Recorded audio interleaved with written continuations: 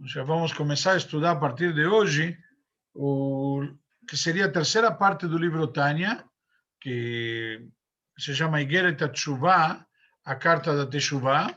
A Teshuvah é o arrependimento e, na verdade, é um tema muito interessante, porque quando se fala de Teshuvah, muita gente fala de Teshuvah, estamos preocupados com Teshuvah, etc.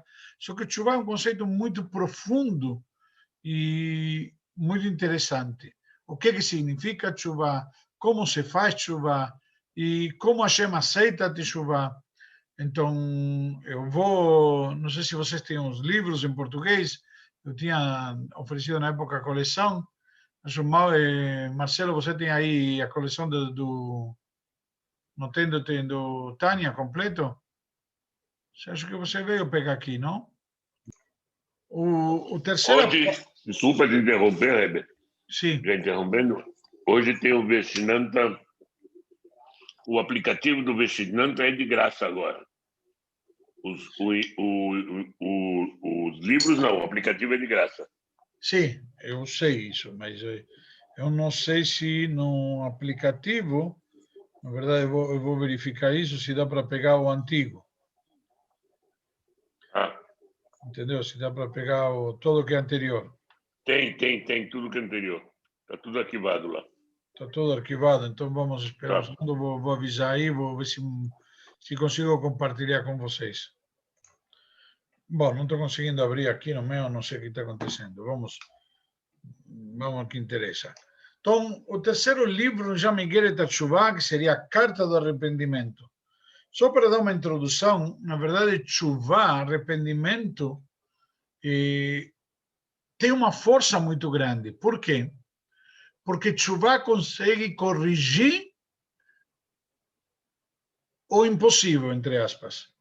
Com Teshuvah você consegue reverter. E tem coisas na vida que você não consegue mudar. Mas com Teshuvah pode mudar tudo. É uma frase muito difícil de entender. E vou dar um exemplo. Algo que é puro e se impurificou, eu posso voltar a purificar. Certo?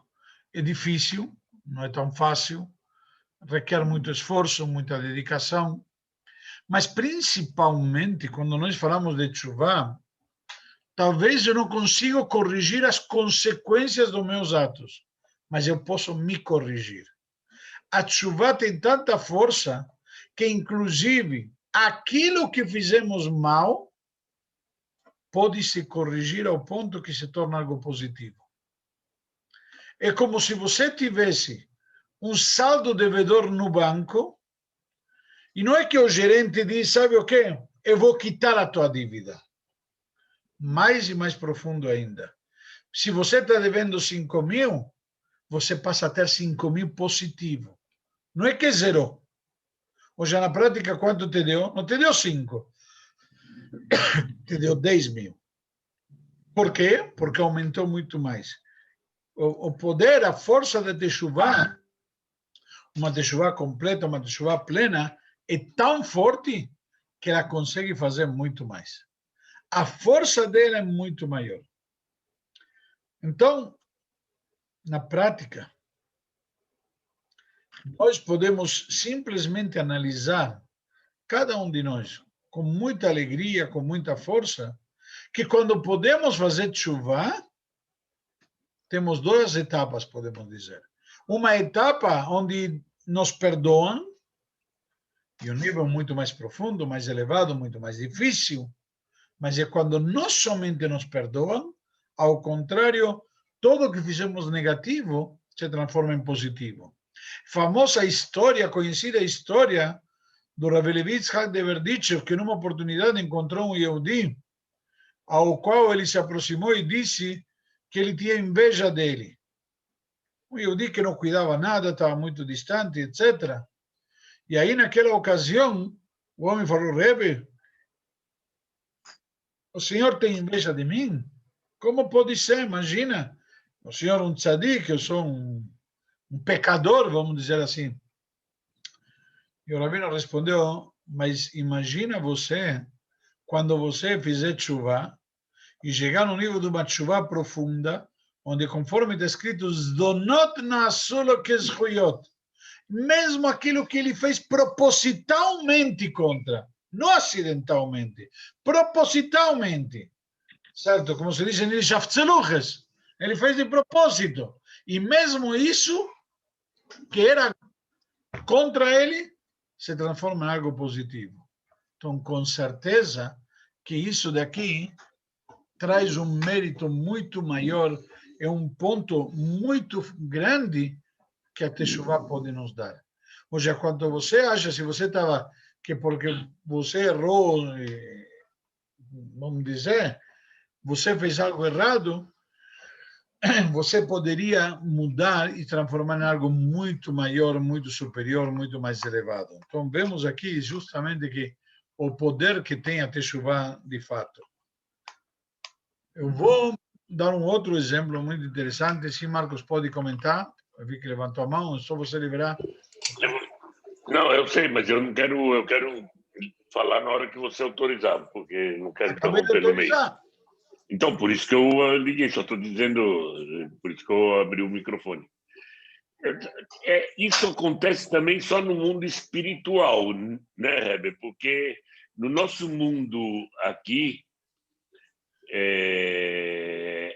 a gente não chega, a Teshuvah não chega nesse nível.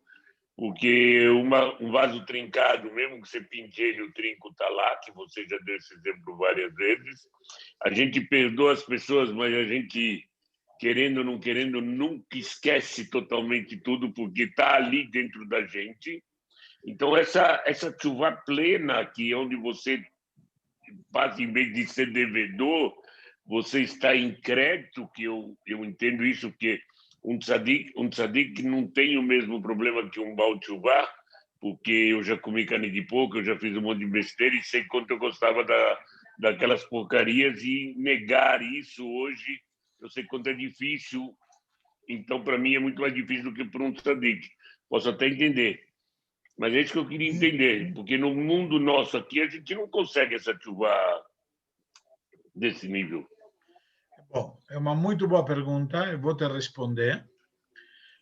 Vários conceitos importantes aqui. Primeiro, nós, no mundo material e no mundo espiritual, entendeu? Um reflexo do outro. Como você bem disse, é verdade, é muito difícil. É muito difícil. Eu acho que para o tzadik não é questão de difícil. Ele nem sabe do que estamos falando.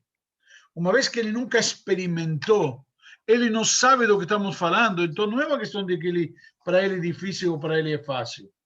Para ele simplesmente não tem a ver com ele. Não sei se dá para entender. Contudo, ele não passa por esse teste, por essa aprovação, etc. Acho que eu entendo bem. Essa grande virtude do Baal Teshuvah, que o Baal Teshuvah, uma vez que ele sentiu o gosto, sentiu o prazer, ele que tem o desafio, que nunca teve vontade, nunca viu, o que sabe o que é. O Maimônides traz um exemplo quando diz que tem diferença entre um cego de nascença e uma pessoa que ficou cego. Na prática, os dois não enxergam, mas o cego de nascença, ele nunca enxergou. Entre aspas, ele não sente o prejuízo, entre aspas, de perder a visão, porque ele nunca enxergou. Então, ele não sabe. Você fala para ele a diferença entre azul e vermelho, ele não sabe do que está falando. Agora, fala para alguém que enxergou e não enxerga mais, e ele consegue imaginar sequer na sua mente o que significa azul e o que é vermelho. Dá para entender essa parte? Agora bem. Dá. Um bom exemplo esse do cego, um grande exemplo. Agora bem, em relação a como chama, a Teshuvah, o verdadeira ou plena, no mundo material, no mundo espiritual, é verdade, você diz que deu o exemplo do vaso trincado. E isso é muito difícil. Mas você pode, entre aspas, talvez, levar numa olaria e refazer o vaso com, sabe, onde você derrete. Vou te dar um exemplo prático, onde você reconstitui a coisa. Ou vou dar um outro exemplo. Tinha uma água que estragou e você pode purificar ela novamente. Tinha água pura, a água impurificou e você pode voltar a purificar. Tem os purificadores de água. Certo? Num conceito físico e material é muito mais difícil, requer muito mais trabalho, requer ferramentas. Ok? Hoje em dia, nós temos um problema, vou te dar um exemplo mais que vai entender. O Talmud nos conta que os sábios da Mishnah eram pessoas tão elevadas que podiam até ressuscitar mortos. Temos vários episódios no Talmud de sábios que, como a famosa passagem de Purim, Kam Rava Veshachtel Rabizeira, que Rava sentou com Rabizeira para comemorar Purim, os dois estavam tão trébados, não bêbados, era demais, e um acabou matando o outro. Quando a bebedeira passou, o efeito do álcool passou, ele percebeu o que fez, ele se arrependeu e foi, ressuscitou. Então Rava foi, ressuscitou Rabizeira. No ano seguinte, Rava convidou Rabizeira para comer de novo Purim juntos. Aí Rabizeira recusou. Famosa passagem. Por quê? Falou, você é muito perigoso, eu não vou me arriscar. Aí Rabizeira respondeu, porque Rava respondeu para ele, mas imagina qual é o problema. Ano passado eu consegui te ressuscitar, eu posso te ressuscitar de novo. Aí Rabizeira falou, eu não vou esperar um milagre novamente. Milagre aconteceu uma vez, 2 vezes, eu não vou me arriscar. Mas vemos que eles tinham esse potencial. Ou seja, quando você mata, Deus nos livre, uma pessoa mata a outra, seja acidentalmente ou seja propositalmente, ok? Ele pode fazer chuva plena ao ponto que ele, como se nunca tivesse feito. Aí você está me questionando um outro conceito, que é a consequência dos nossos atos. Quando você fala aqui, você está falando de quê? Não da chuva nossa, senão, bom, quando eu fiz algo errado e provoquei, isso gerou uma consequência. Ok? Essa consequência posso reverter ou não? Vem aqui e vemos que antigamente os sábios conseguiam reverter até se matava alguém, podia ressuscitá-lo. Porém, de fato, na nossa realidade hoje em dia, tem coisas que nós não conseguimos. Mas por isso que eu vou te dar o exemplo da água. Eu tinha água pura, a água se impurificou, e agora que a água se purificou, eu tenho o potencial de poder, como chama, seria reverter o estrago de ter impurificado a água que era pura.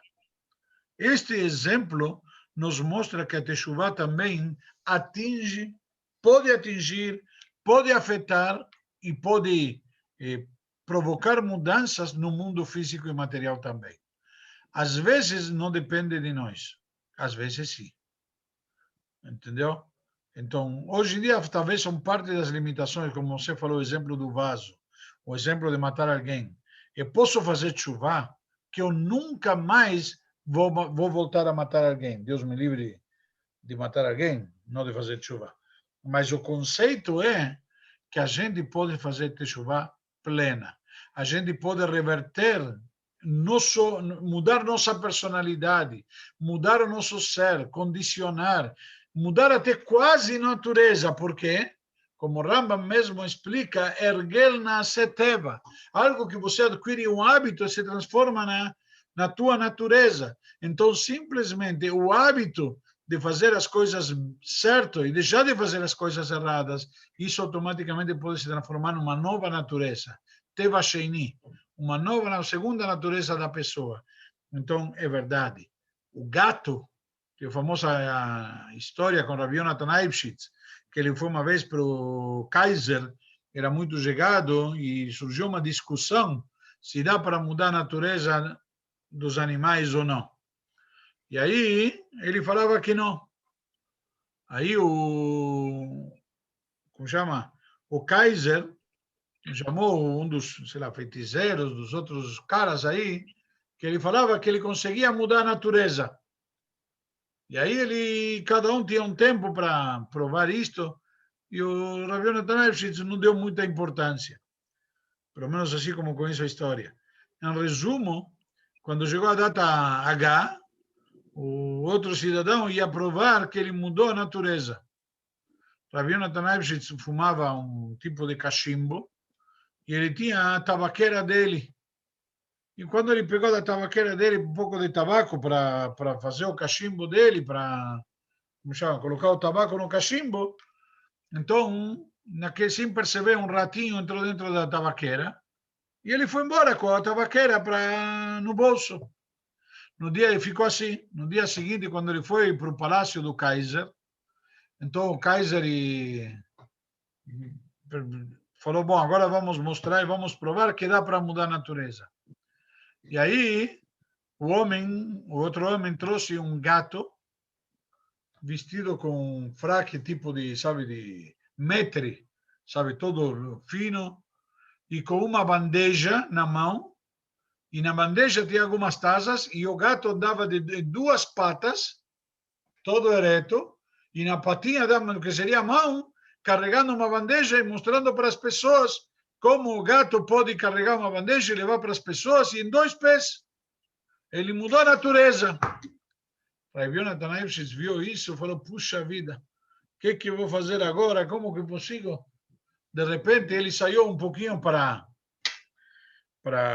arejar, pensar uma solução, e ele pegou a tabaqueira para encher o cachimbo dele, para poder fumar, e naquele momento da tabaqueira saiu o rato, e o ratinho saiu correndo. Rav Yonatan Eibschitz ficou preocupado, puxa vida, agora que vão dizer, eu trouxe um rato para o palácio. Mas naquela hora estava lá o gato em 2 patas, servindo a bandeja com champanhe, sei lá o quê, com lechaim. De repente o gato viu o rato, largou a bandeja, jogou os copos por aí e saiu correndo detrás do rato. Aí já ninguém precisou falar mais nada, demonstrou-se que a natureza do gato voltou a aflorar e não dava para mudar a natureza dele. No nosso caso, vamos entender agora bem. O exemplo que nós demos, o ser humano consegue fazer teshuvá e ele simplesmente deixar de ser quem ele era e se transformar numa nova personalidade, num novo ser. Todos nós conhecemos algum Baal Teshuvá, alguém que de fato pode ser um exemplo vivo de que isso é possível. Alguém que literalmente mudou. De vez em quando pode dar um pouco de coceira, de vontade de alguma coisa, como se diz, do passado. O Talmud temos N histórias de grandes sábios que fizeram teshuvá. Famosa história dos dois grandes pares, os parceiros de estudo, inclusive Rabbi Yohanan e seu cunhado Reish Lakish. Reish Lakish, a Gemara nos diz que era o chefe dos trombadinhas. Era o chefe como se diz, da favela. Era o maior pilantra. E ele fez chuvá de verdade a tal ponto que ele foi o parceiro de estudos do próprio Rabbi Yohanan. Então, nós vemos a grandeza de alguém que faz chuvá, sem falar do próprio Rabbi Akiva, etc. Então, nós vemos claramente histórias, a habilidade, como se diz, ilimitadas, de como dá para fazer chuvá e mudar, e transformar todo o negativo em positivo. Inclusive, tem uma história muito bonita, uma explicação que está trazida sobre que o Alter Rebbe, que escreveu o Tânia, ele foi autor também do Shulchan Aruch. E o Shulchan Aruch tem um terceiro volume, dividido em 4 volumes. O terceiro volume do Shulchan Aruch se chama Eben HaEzer, que trata todas as leis relativas a mulheres, casamento, impureza feminina, etc. E o terceiro volume do Tânia é o Igeret HaTeshuvah, que traz justamente sobre Teshuvah, arrependimento. E nos ensina quanto que, de acordo com a Hassidut, é muito maior que a parte revelada da Torá. Por quê? A Torá nos traz uma mulher que saiu do marido, o marido pode voltar a casar com ela. Ela se desquitou, certo? Aí uma mulher viajar, já ele desquitou e depois casou de novo. Que o conceito de chuva, a gente está casado com Deus, a gente se separa, faz um get e depois volta a casar novamente, ok? Então o get quebra um vínculo, mas depois se faz uma ketubá e se pode reatar o vínculo como se nada tivesse acontecido. Eles estão casados novamente como se nada tivesse acontecido. Contudo, a chuva é muito maior. Por isso que o ensinamento de Hassidut é mais profundo, porque de acordo com a parte revelada da a Torá traz uma lei, que uma mulher que casou com um homem e separou, ela pode voltar a casar com este homem, voltar a casar com ele. Eles admitem, dizem, bom, realmente a gente se ama, a gente cometeu um erro que nos separamos, podemos voltar a casar.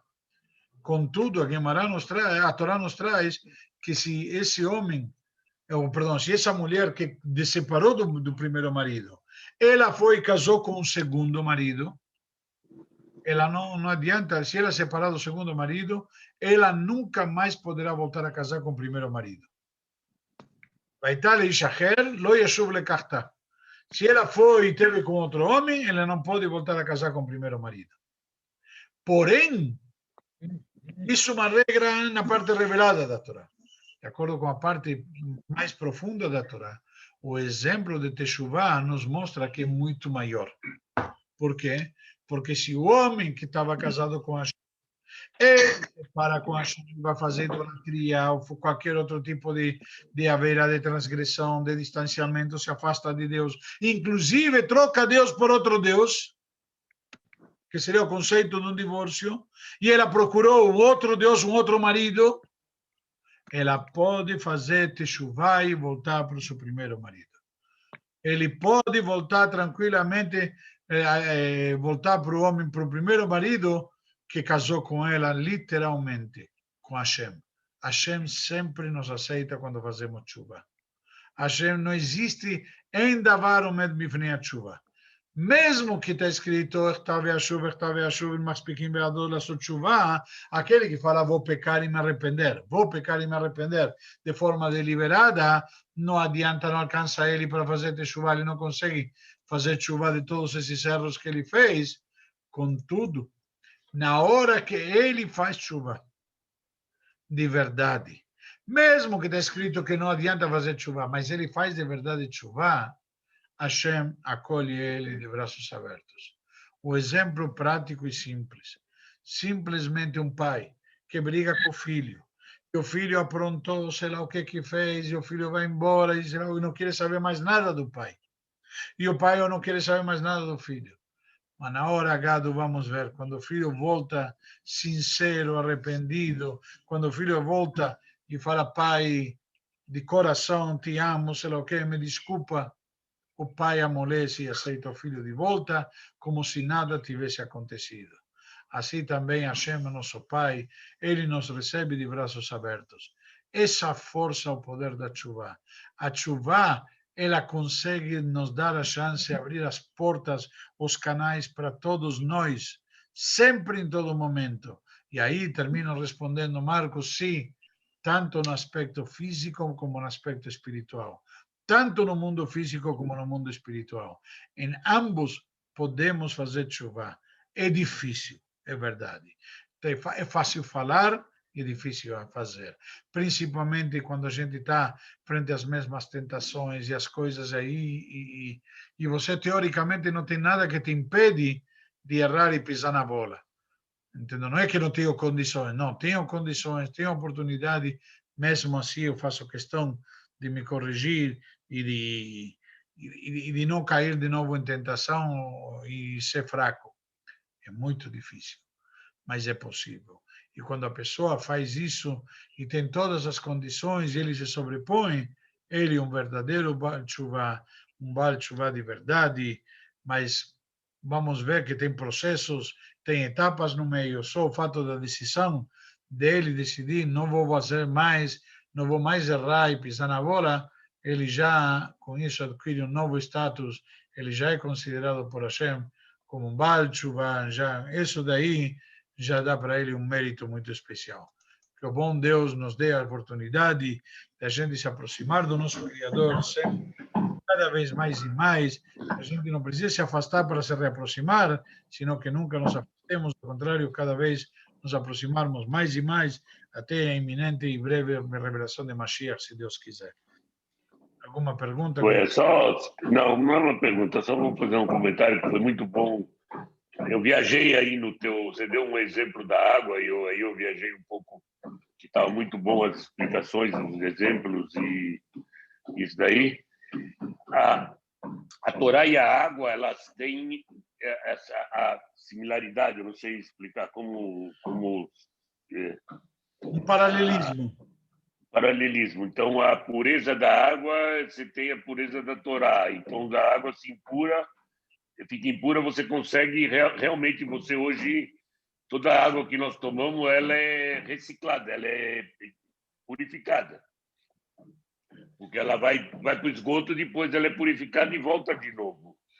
Então, e aí, quando eu liguei, aí foi que eu viajei um pouco, porque você estuda também aquilo que nossas atitudes aqui embaixo, elas mexem lá em cima. Então, a gente tem de baixo para cima e de cima para baixo.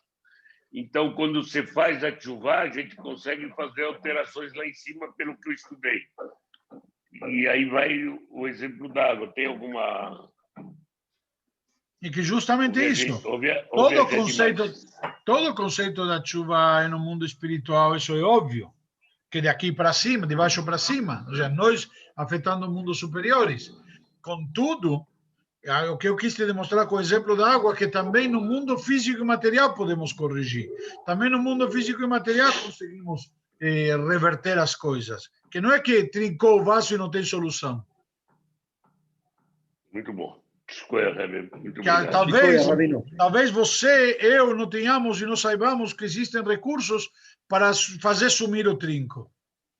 Ou talvez ainda o ser humano não percebeu que existem esses recursos. Mas como dei o exemplo, se no Talmud nos diz que alguém que morria podia ser revivido, ressuscitado, então se pode ressuscitar alguém, então com certeza que dá para reverter tudo. Muito bom. Muito bom. Muito obrigado.